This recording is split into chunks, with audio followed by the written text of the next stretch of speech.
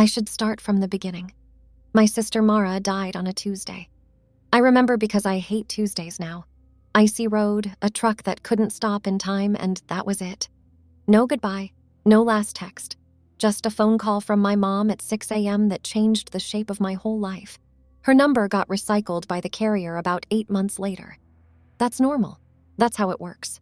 Some stranger in another state has her old digits now. I know this because I checked obsessively for weeks after she died. I'd call it sometimes just to hear the new person's voicemail greeting, like proof the world had moved on and I hadn't. So 3 nights ago, when my phone lit up at 2:47 a.m. with Mara on the screen, the exact contact name I gave her in 2019, heart emoji and all, a contact I never deleted. I did not think recycled number. I thought my heart had stopped.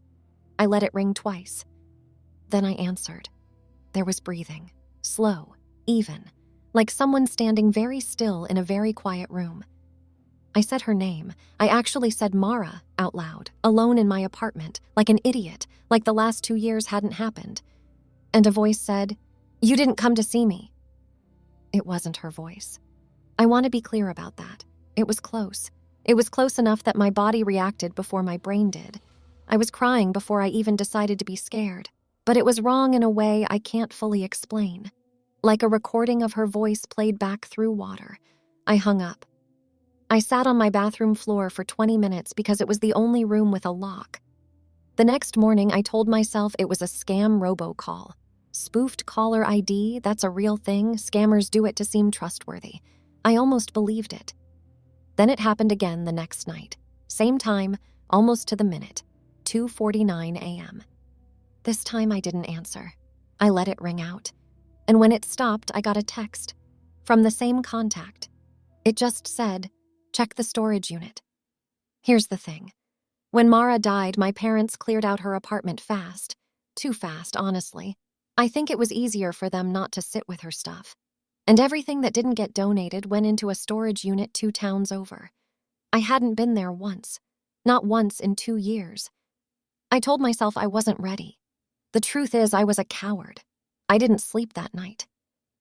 At 6 a.m., I drove out there anyway because whatever this was, I needed it to stop. And some part of me, the part that still isn't over her, needed to know if it was real. The storage place uses a keypad code my dad set up. I still had it saved in my notes app from helping him move boxes. The door rolled up loud, metal on metal, and dust came down like snow in the flashlight beam. Boxes. Furniture under sheets, her reading chair. I hadn't cried yet somehow, standing there.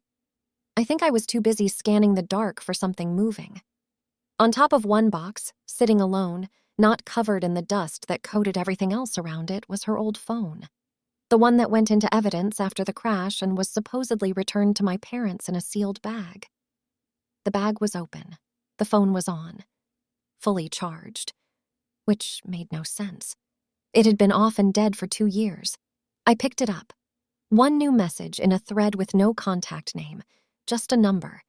It said, "Now you know I can still reach you. Come alone next time."